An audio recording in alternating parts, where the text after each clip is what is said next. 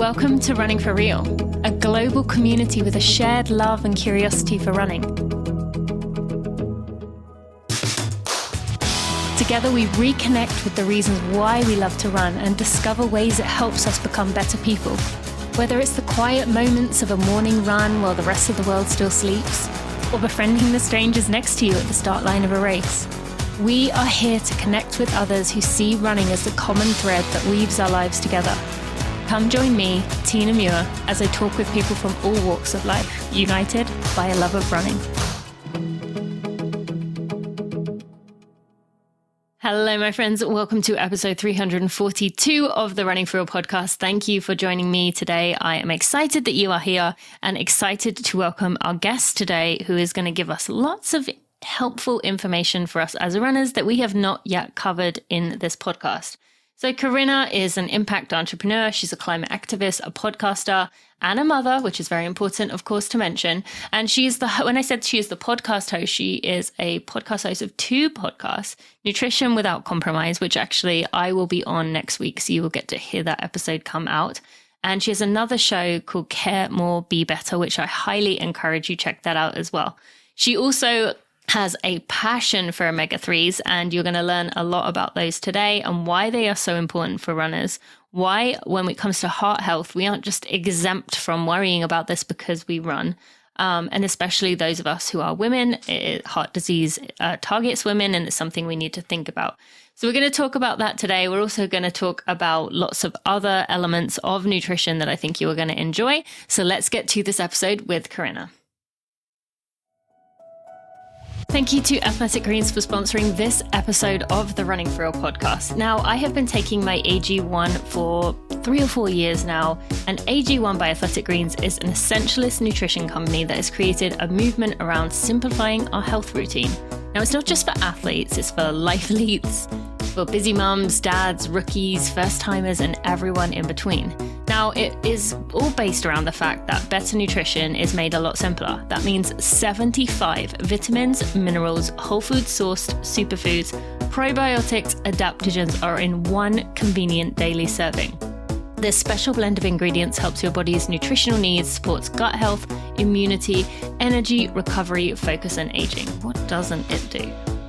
Now, I mentioned that this is one scoop, so it's just one simple scoop in some water. I always begin my day with it, just give it a shake, drink it down, and it is making sure that for the rest of the day, no matter what I eat, even if my diet is not perfect, I am making sure I'm getting those vitamins and minerals, the dairy-free probiotics, the adaptogens, the antioxidants, and the superfood complex, all just in my body. It's got the energy-supporting ingredients like a natural form of B12, biotin, bioavailable folate, and magnesium. Yes, I did take it during my pregnancies, and I felt it worked wonderfully, as I did in postpartum. It's also got gut health supporting ingredients, digestion supporting ingredients like spirulina, slippery elm, papaya, and burdock root. And they have worked incredibly hard on this with 53 iterations over the last decade. This is a real passion for them. Now, you as a friend of mine can get a 1-year free supply of vitamin D3 and K2, which I take with my Athletic Greens, by going to athleticgreens.com/Tina. You will also get 5 free travel packs just for being a friend of mine. So go to athleticgreens.com/Tina.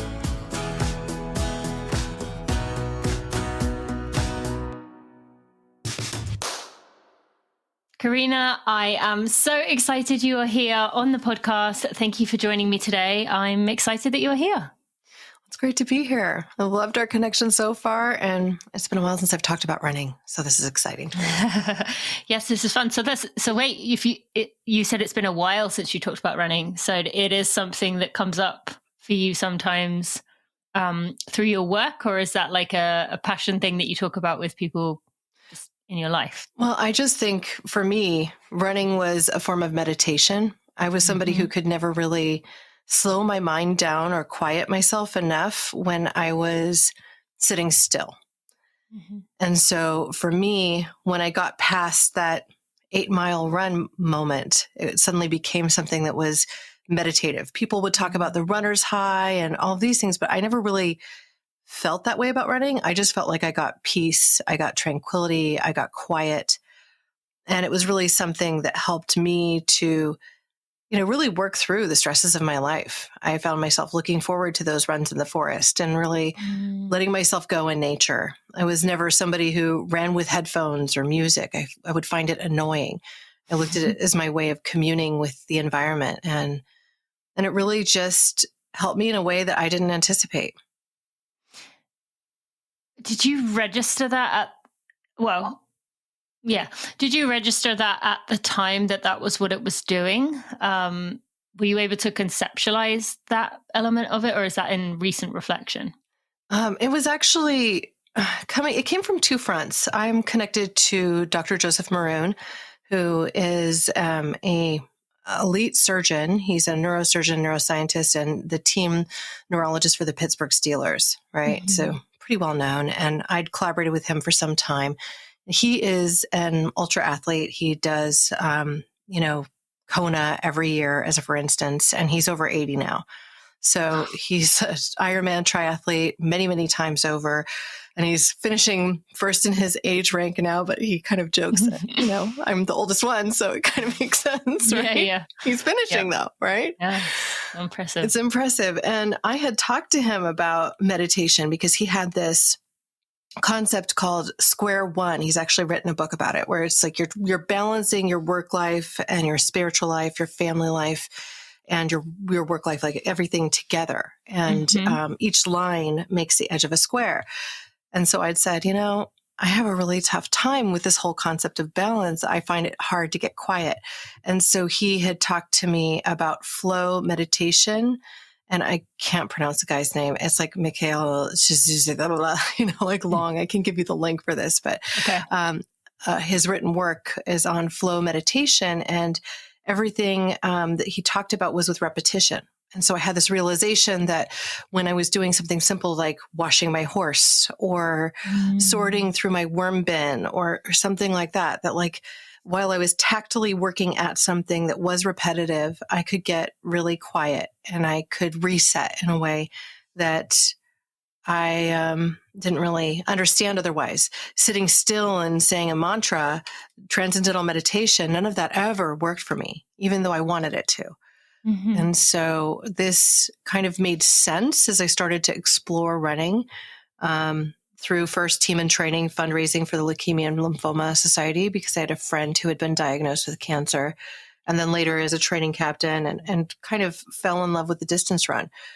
I didn't realize it at the time, in the very beginning, but it was like once I'd crossed that hurdle of it being the pain of doing a long run, it went into this space where it was like, okay, I was with this rhythm and flow, and every footfall was coming in a pattern, and I would just kind of zen out while still being aware and present in the moment. I would be in this space of zen, and there's nothing like running that has ever really done that for me.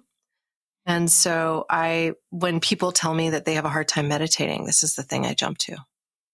So interesting you say that, because literally a few days ago, I was talking to a friend who runs ultras, like, 60, 100-mile races. And we were talking about like things we want to do in our lives.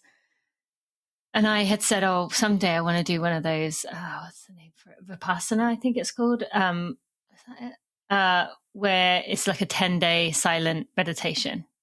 And he was like, why would you want to do that? Like, wouldn't you want to do like movement? He's like, I find that so hard. Movement is my medicine. I can go hours running by myself, like 5 hours at a time. I could do a day, but he's like, the sitting still, the just being there feels so tough to me. But the 100-mile races where it's just me and my mind, that feels natural, and that's a meditation in itself. So it's funny you mentioned that, because I was just talking about that a few days ago and I hadn't thought about it that way. But that's beautiful and very true for, I think, most of us listening. If we pay attention and, as you said, remove the outside distractions like headphones to be able to get to that place. I would love for you to share, and I think you mentioned to me before that maybe this is connected, some kind of realization or epiphany in your life that has in some ways led to this moment right now. Yeah, I growing up, I was the shy kid, and I probably got picked on a bit for that. And so I would often look to the adults to give me senses of affirmation and feel like I was, on the right track or rewarded in some way. And while I felt like I was always strong and always able to do, we had this task every, PE session about once a physical education those days, right? Like in elementary and junior high. We had to complete certain tasks to like check off on their list. And some of them were things like pull-ups, which were forever challenging for me. Or, you had to run a mile. And for my age range, they wanted me to run a mile under 9 minutes. And I just couldn't do it. I mean, I'd be sucking air at the end of that mile run, feeling like I had the taste of iron and blood in my throat. It was just torture. And I really think back, and it's like they didn't really train us to run.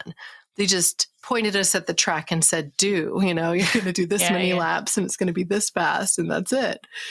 So I basically had this really defeatist attitude about myself in this particular way, thinking, I could never. And it wasn't until I was in my 20s that I really just said, I don't have to believe any of this. I can do, and I'm going to try, and I'm going to seek out and push through some of these uncomfortable moments and see what I'm capable of. And so, it was partly through this inspiration of wanting to do something for a friend that had been diagnosed with leukemia, that had a, very dire situation. He was diagnosed at stage 4 and his prognosis wasn't fantastic, that I sought out team and training, went through some basic training, like how do you run? Like, how do you position your feet? And I was probably a consummate heel striker before that moment and never knew that that was a problem, right? So I pushed through. I learned some of the proper things about form and running. And before I knew it, I was running 8 miles and then 13 and doing half marathons and then becoming a training captain and inspiring other people, leaning back on this one thing that also was integrating into my work life, where I felt like my purpose, and I still feel this way, was to help people understand they could do what they didn't think was possible if they could just envision it. And so because I could prove out that I could do this, that I felt like even though, this was really hard for me to become a runner, but I got there and I was able to complete distance runs that were even, 26.2, which to me seemed like an impossibility before I started with that first step. So I think that it's getting out of this defeatist perspective. It's quieting the noise of the criticism that you've heard throughout your life to say that, that isn't my truth. That might be how you think about me because you're in this judgy space or you don't feel good about yourself, but that doesn't define who I am. And if I can envision something, then I can realize it.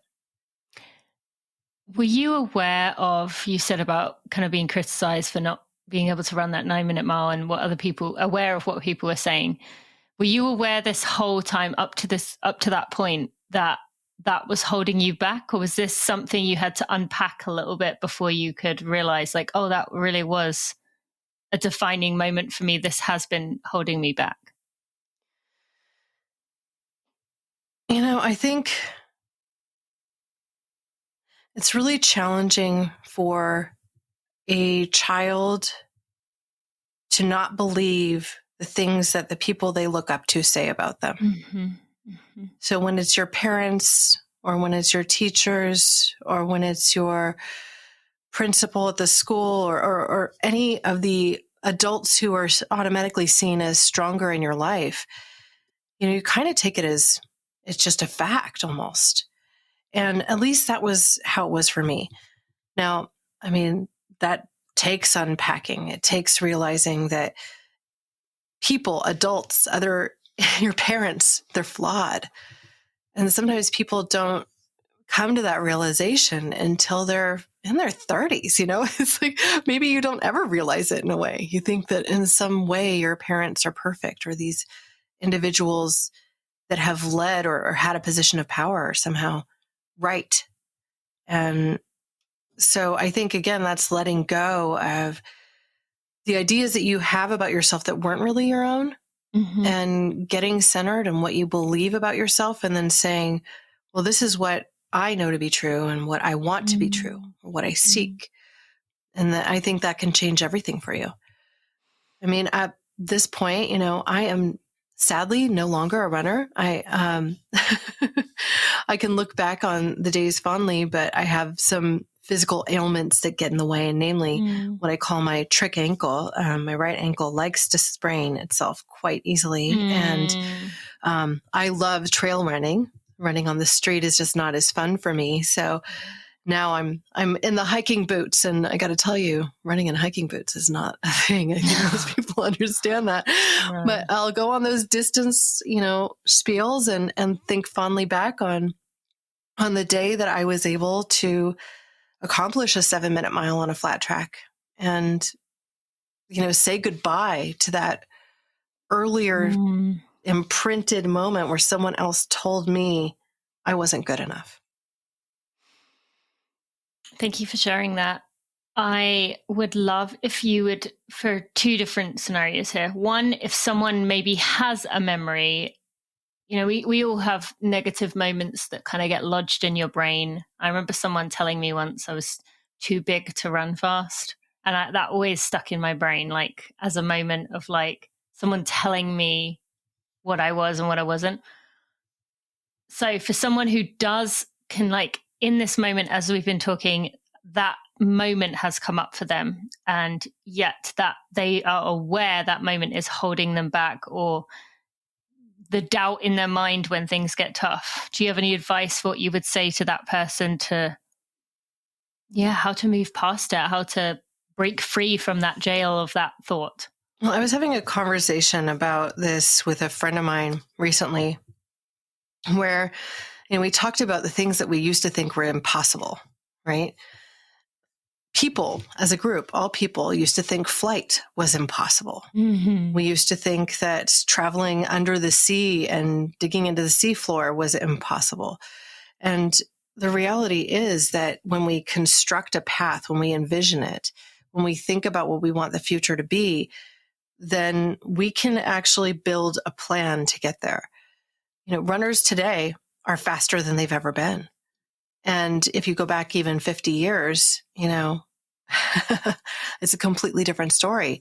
We've learned to fine-tune training, nutrition, giving people the right tools, the right shoes, the right complementary training, not just saying that, to run fast, you just go out and run. I mean, sure, there's some truth to that, but you also have to do other things to prime your body so that you're not just running into constant injury. So I might have made some of those mistakes, right? Just going out and putting miles on the feet and not doing some of the other things because I didn't know any better. At any rate, I really think it's about envisioning where you want to be. And I know people say you can manifest your reality or something to that effect. And I don't know that I necessarily put a lot of weight to that, but I will say that when I sit back and I think about things and I say, where do I want to head? What are my goals and why do I care about this? Defining that and then plotting out a path becomes easier. And sometimes I'll just have moments where I have a realization, oh, well, if I want to step over this threshold, then I just need to take this leap. And sometimes those moments are scary. I remember the first time I ran more than 3 miles as just one, for instance, like coming back to the running thing. I was sucking wind. I hurt my body. My knees were giving me issues. I was, again, that heel striker, which probably didn't help. I thought I had knee problems. I had this thought in my mind. I'd been told that I had knee problems. And so I believed it. And after running 26.2 a few times over, I will say I don't actually have knee problems. I have ankle problems. And there's something about getting proper guidance and form and then seeking out the advice of people that you respect, looking for mentors that are doing something that you want to do that can also help, even if it's just a conversation.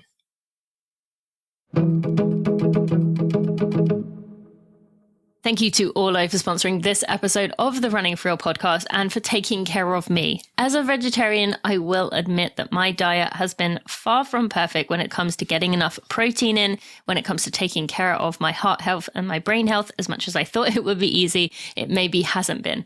And omega-3s make it easy for me to take care of those areas, and they are also critical for runners. They allow us to create energy, which we need omega-3s to create energy, ATP energy. They give us mental clarity and focus, which of course we need to handle those doubtful inner critic thoughts that come through during our runs. And they help us for those short and long distance runs so we can stay in the mental game.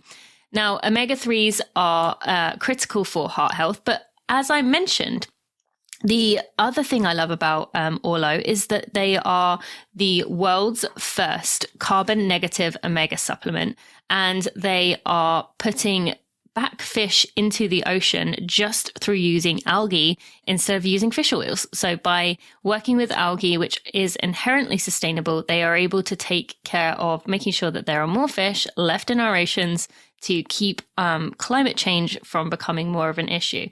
So they are made of pure, potent polar omegas. This unique polar lipid structure provides superior absorption and is 3 times the better absorbed than fish oils and other algae supplements on the market. And so you don't get any of those yucky fish burps. Omega-3s are critical for runners. They are critical for us as humans, and especially if you are someone who maybe doesn't get enough omegas in through your food, especially if you're a vegetarian, this is an ideal thing for you to consider. Now, as a friend of mine, you can get a 12% discount. I will put a link in the show notes so you can go get it, but you can also go to orlonutrition.com/discount/Tina. That's ORLO nutrition.com/discount/Tina. But it's probably easier to just go to the show notes. Go check it out.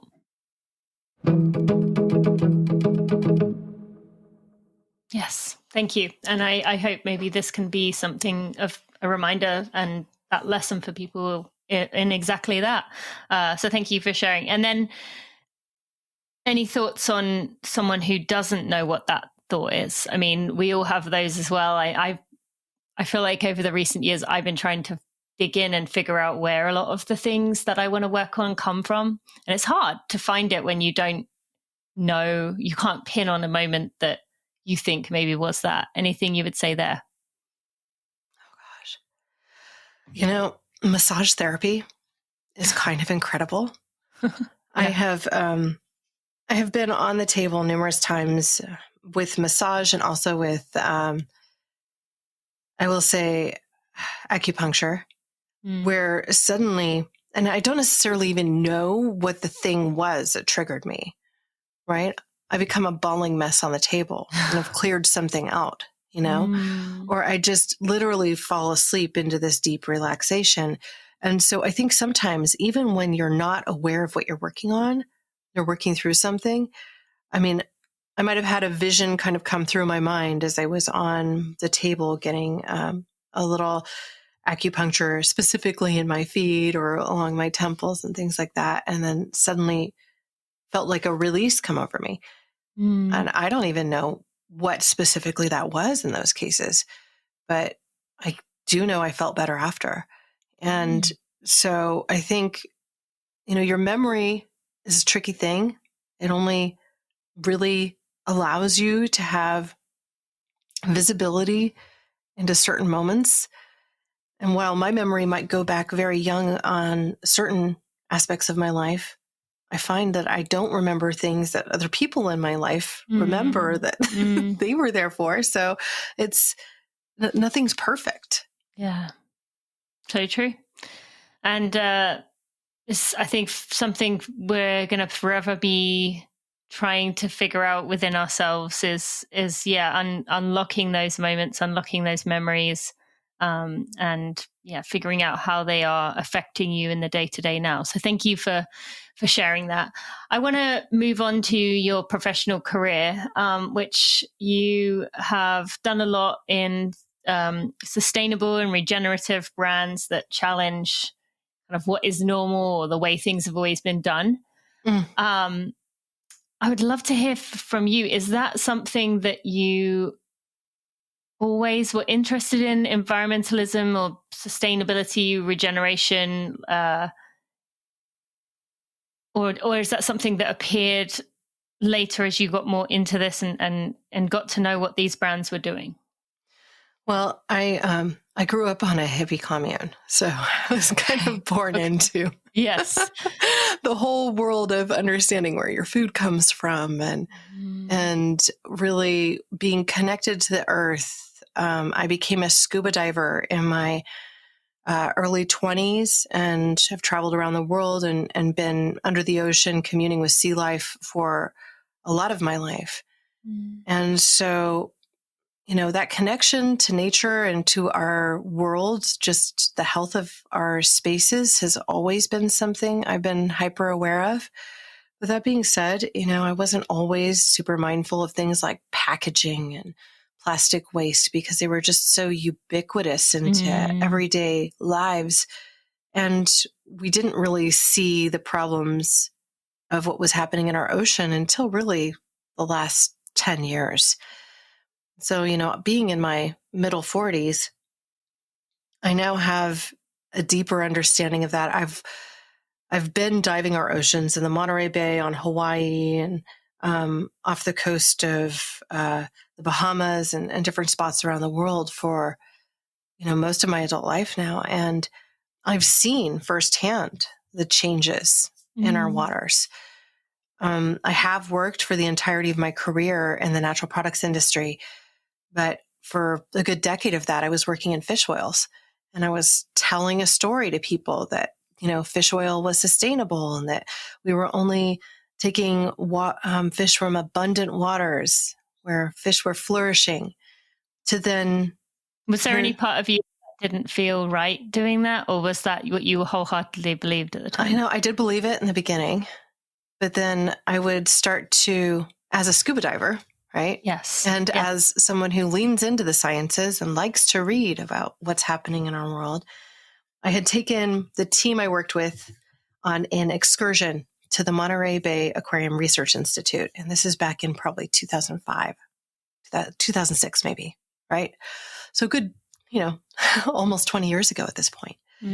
And I was able to tour their research facility, get on one of their research vessels that goes out on the ocean each day, drive one of their rovers that it goes under deep in the water, far deeper than we can, because there's a Mariana Trench there that's something like 2 miles deep, really close to shore, which is why so much research happens off the coast of the Monterey Bay, right?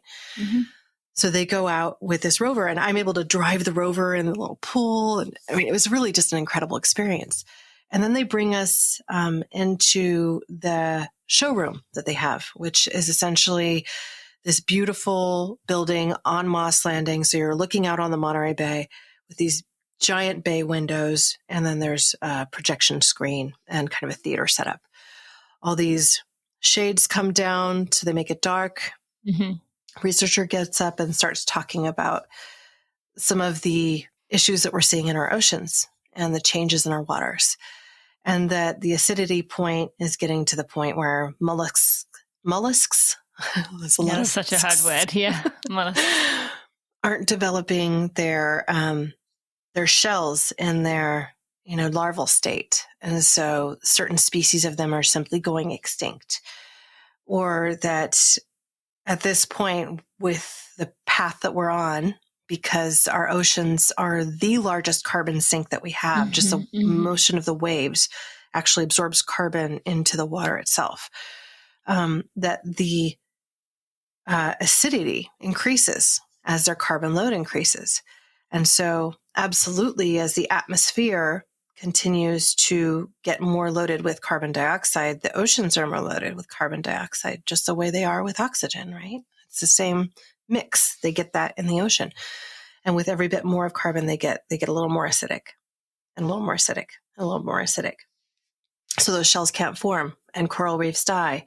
And, then you also have with that, it in itself, it affects the temperature beyond global warming. So the water is in this state where the water will continually increase in its temperature just a little bit every year, just a little bit, even without the greenhouse gases affecting us to warm the atmosphere, right? Mm-hmm. And so that water is going to get to a point where the acidity will be so great and the temperature will be so great that vast swaths of our ocean will no longer support sea life. And this isn't something that's debatable. It's scientifically proven out. And we're seeing things like the die-off of the Great Barrier Reef in large sections. I did dive it before that happened, but even then was starting to see signs that this was coming. So it became a question for me of whether any fishing at all was really sustainable, even if you were only taking from so-called abundant waters. This is untenable.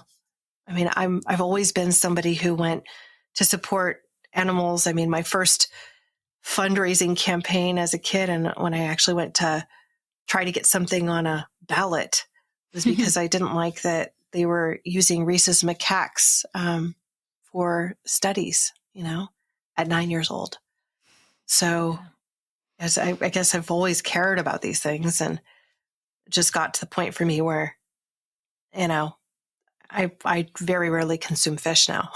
Mm-hmm. Yeah. Even though I know it's a healthy food, I just can't.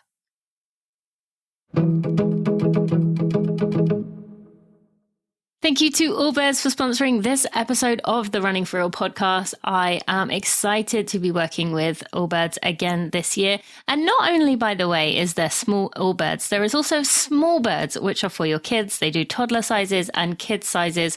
They are absolutely adorable. So if you have little ones in your life, I cannot recommend the small birds enough, as if the name wasn't enough to entice you anyway. But today I want to talk to you about the tree flyers. These are the shoes I run most of my runs in each week. They are made from a bio-based Swift foam, which is light, bouncy, and ready for distance running. It has a breathable upper that keeps the air flowing for extra comfortable miles. And my favorite thing about the upper is that you can slip them on and off without untying the shoelaces, or at least I can. So when I am in a rush, it is nice and easy to get them on and off. They also have a heel counter and a flared geometric midsole to help keep your stride steady. Now, these tree flyers, I have run 3 marathons in them, an ultra in them, and countless runs. They have kept me cool. They even, when I was in Maui in the heat running a marathon, they have also kept me warm in the winter as I ran through those cold winter runs. They have a great grip on the bottom, and they're just my favorite shoe to run in at the moment. So if you go to allbirds.com and you can use my link in the show notes, you can get yourself a free pair of socks with your purchase. You're not going to find that deal many other places, but you can get yourself a free pair of socks with your order. The easiest way is just to go to the show notes and use that link there. You can also use my code TinaMuir88. But I would probably just use the link in the show notes. So check it out at allbirds.com. Go check out those tree flyers. Give them a go. You are going to love them.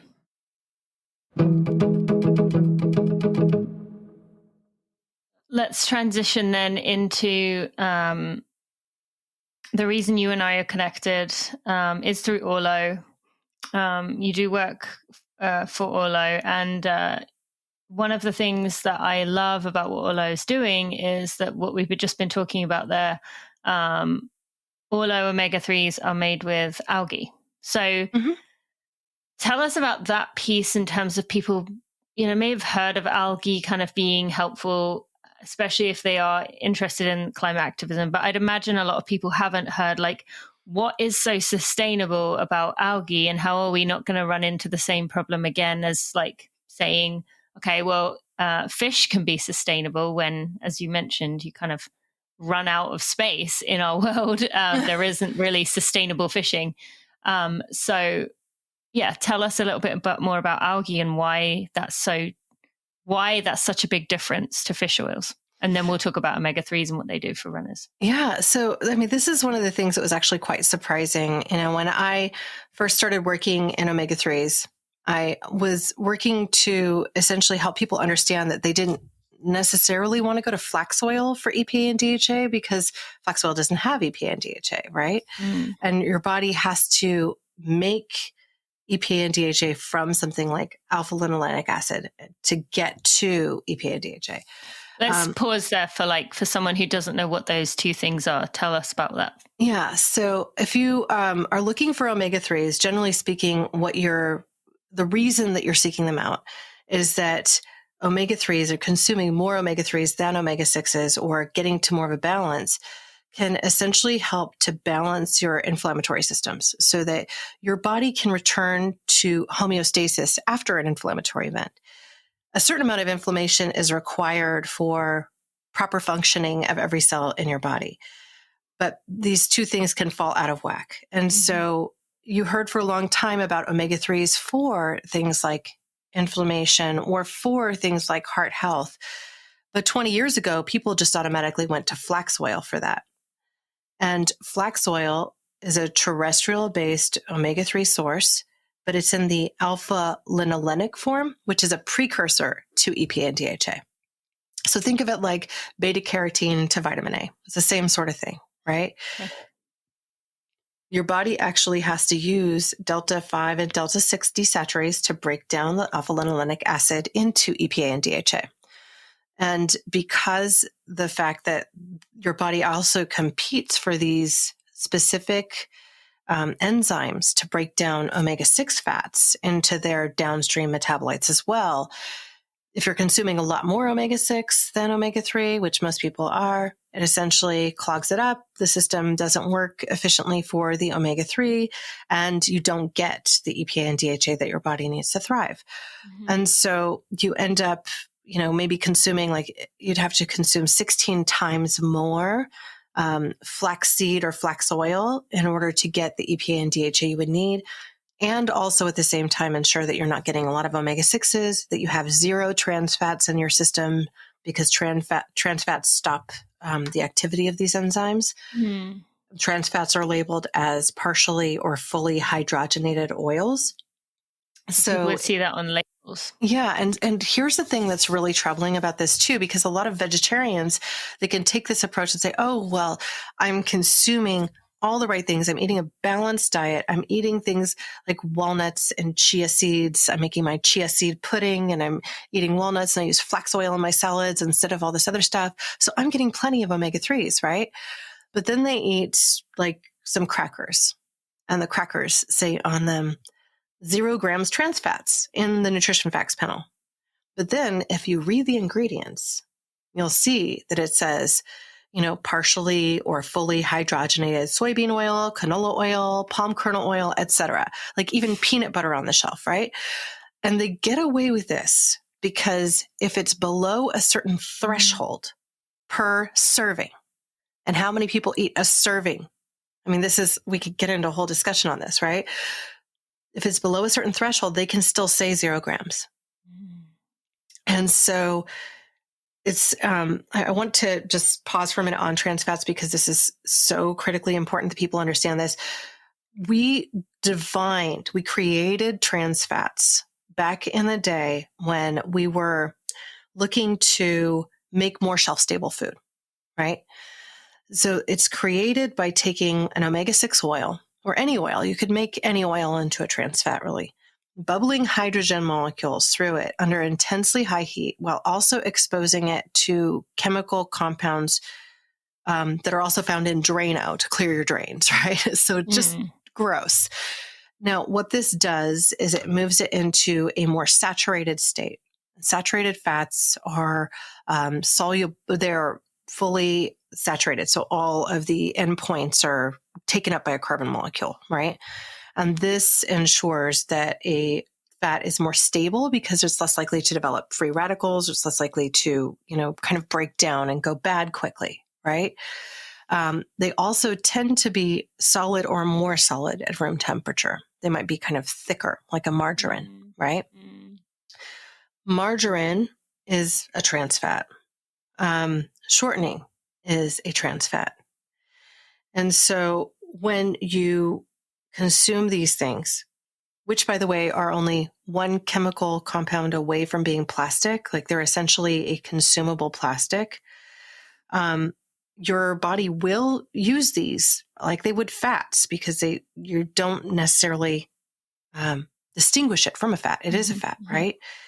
But it makes cell membranes that are more rigid, that don't transmit nutrients the same way, that don't eliminate toxins, that can essentially gunk up your system on a cellular level. And so this is why it's critical, I think, that people walk away from packaged foods as much as possible, are discerning in their label reading. And when they do eat packaged foods, that they're aware of each ingredient in it and that ingredient to them looks like food, right? You can find protein bars now that look like food, that don't have, 16 different colors in them and chemicals that you can't pronounce. So that's one thing. Now, the reason people go to EPA and DHA specifically, and the reason this is so powerful, is because you don't have to worry about whether you have all of the co-products in your system to absorb the omega-3, EPA and DHA, whether you happen to have consumed something that has trans fats in it, whether you consumed omega-6 and now it's competing for those enzymes. You're going to get some absorption of the EPA and DHA.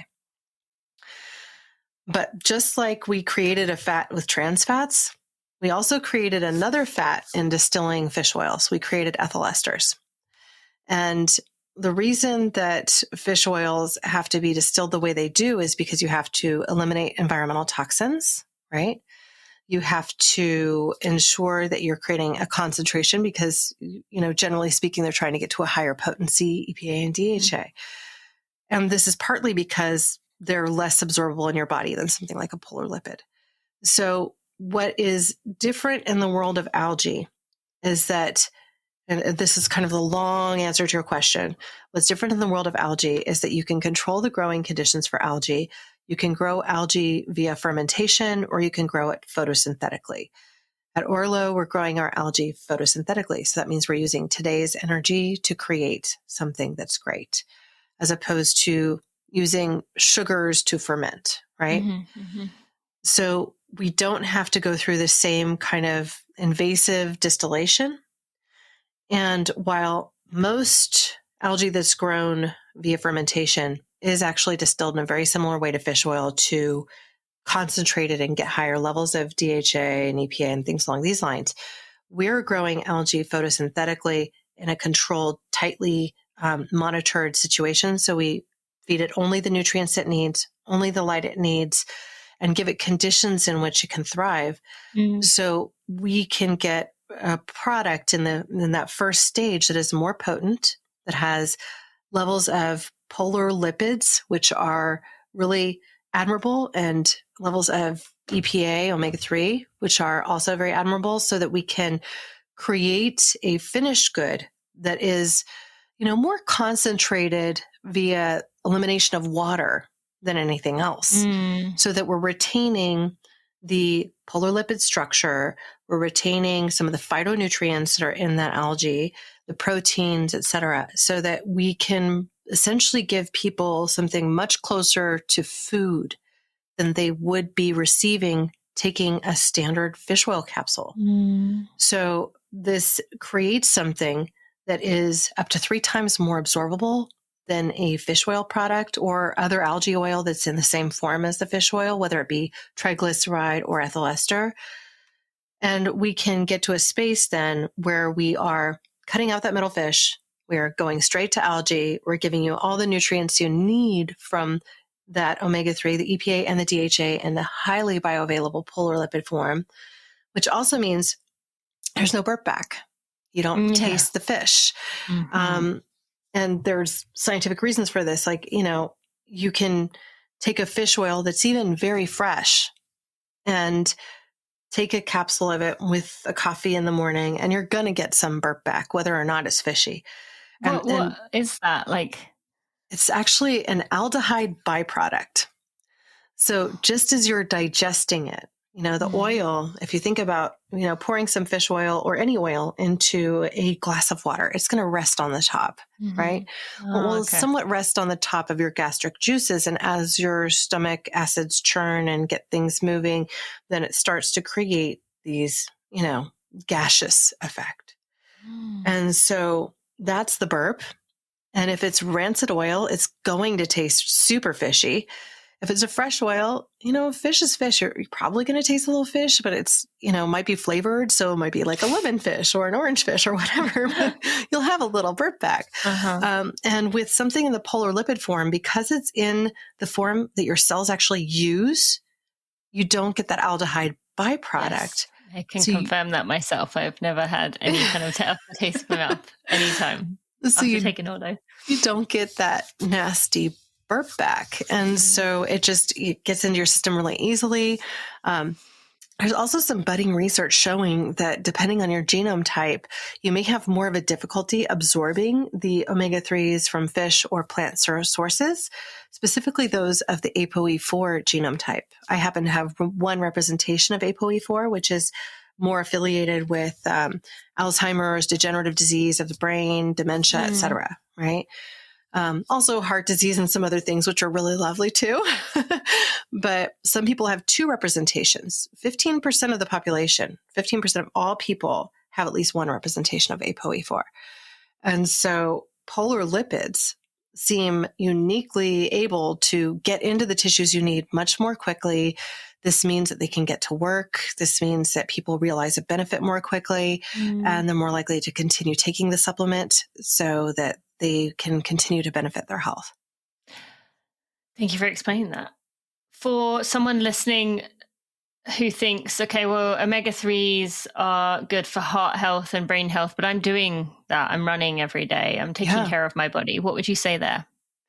Well, every single cell in your body, you have 37 trillion human cells in your body. The rest is your microbiota, right?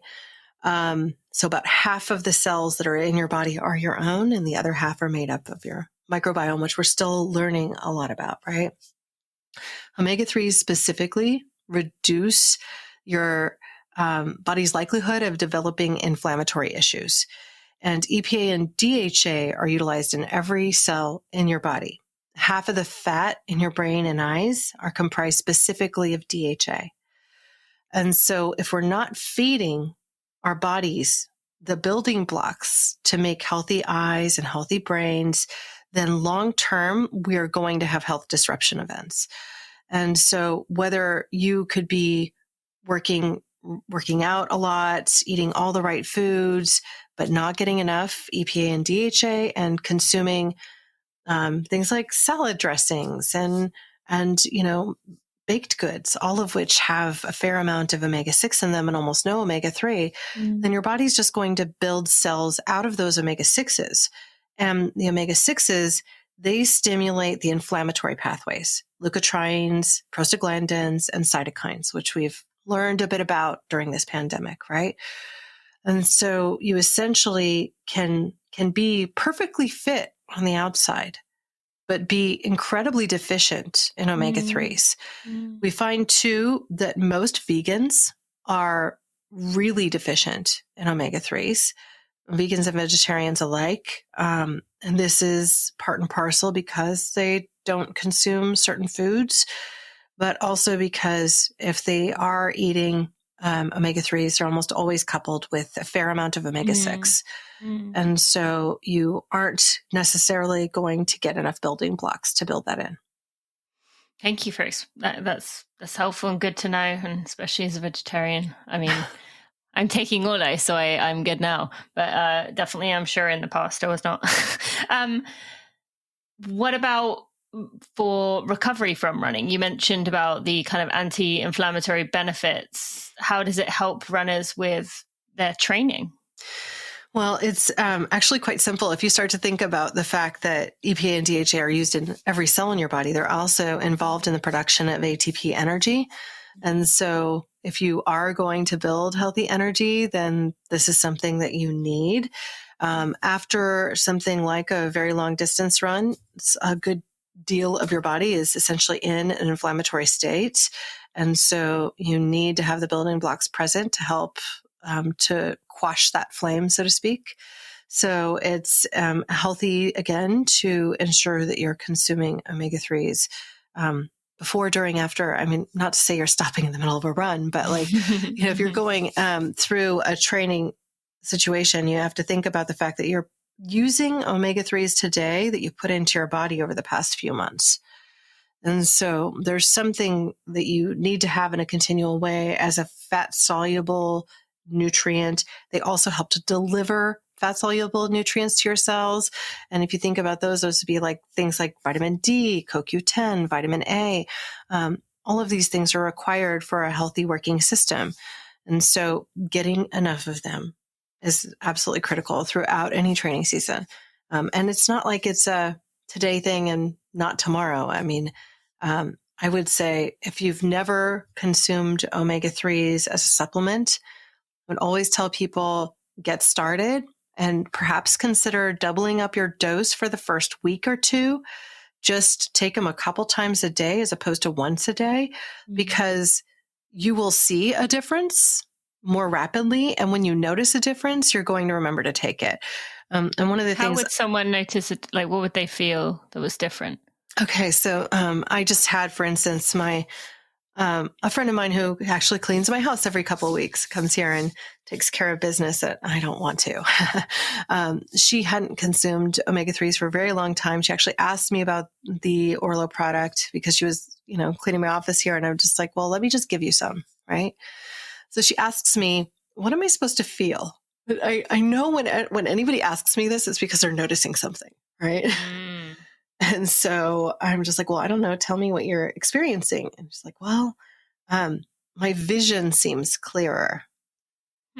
And I just feel like I have more stable energy. I'm like, well, yes, that would make sense.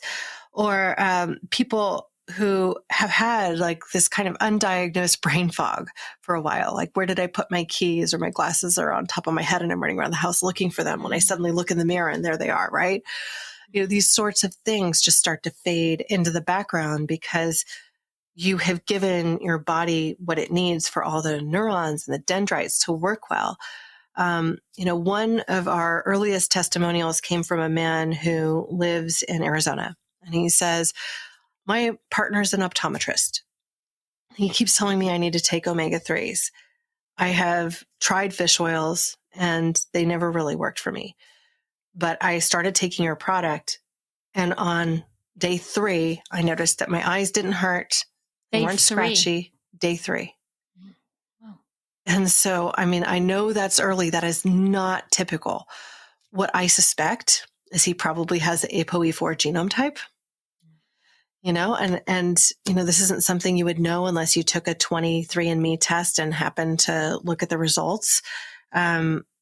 I suspect that might be the case for him because he described to me how much he had been taking before of fish oils and for how long, and never noticed a difference. Right. And I was like, wow, that's really interesting, because research abounds about omega-3s specifically as it relates to things like dry eye complaints.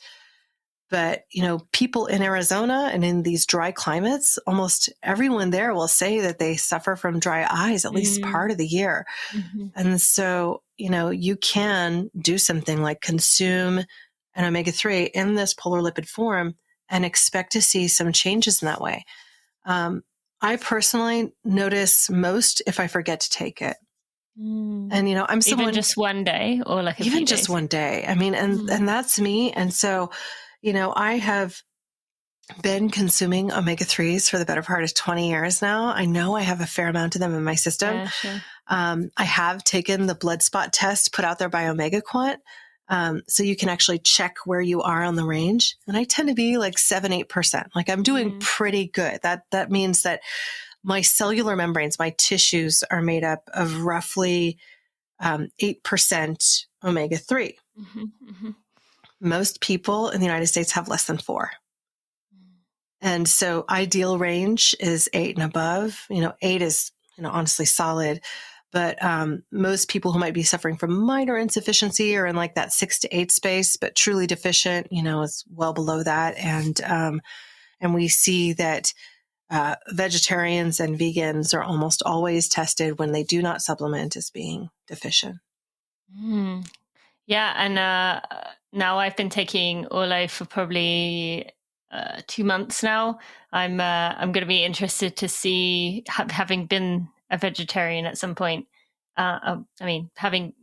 Being a vegetarian, my number would have probably been in that less than 4% that you mentioned. It'll be interesting to see what it does end up being. With that. So thank you for sharing that with us. And it's just fascinating to learn about, and honestly, something I didn't really put any thought into.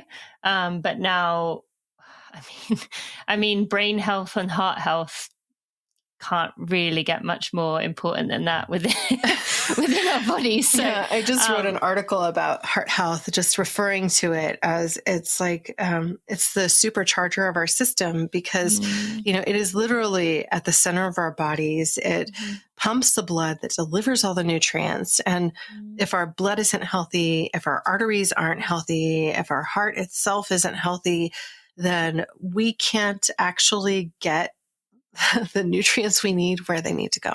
Yeah, the exactly. Oxygen, the carrying ability of red blood cells to carry oxygen to our cells improves with enough omega-3s. And getting enough DHA in particular impacts, your brain health as well as your eyes. And so much of distance running, especially, is a mental game. Like I honestly don't know what I would have done without it.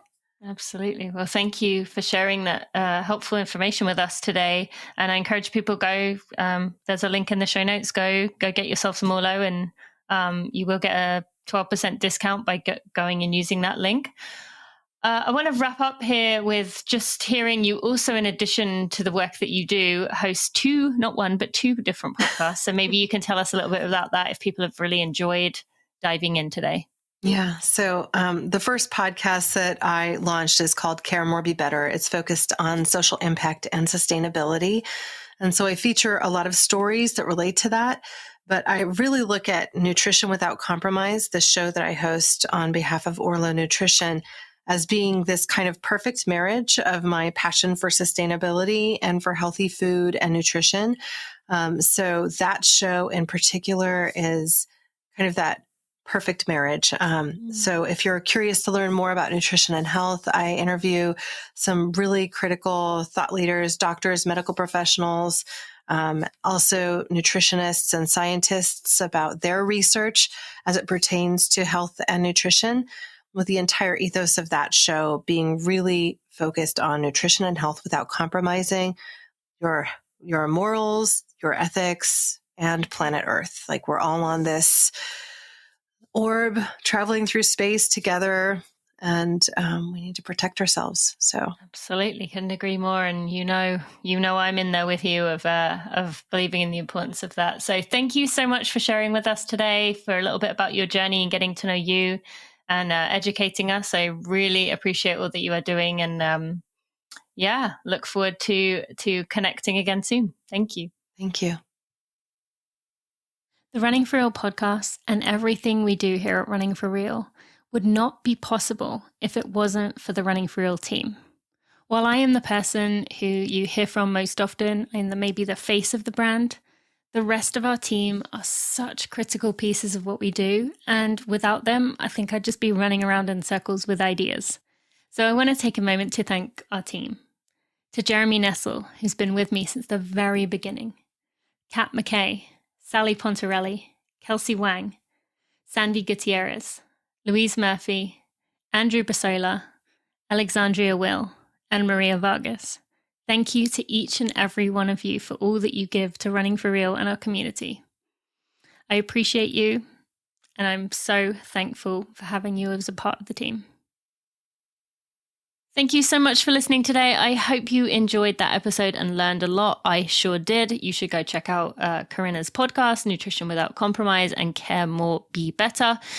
You can find links to those in the show notes by going to runningforreal.com/episode 342.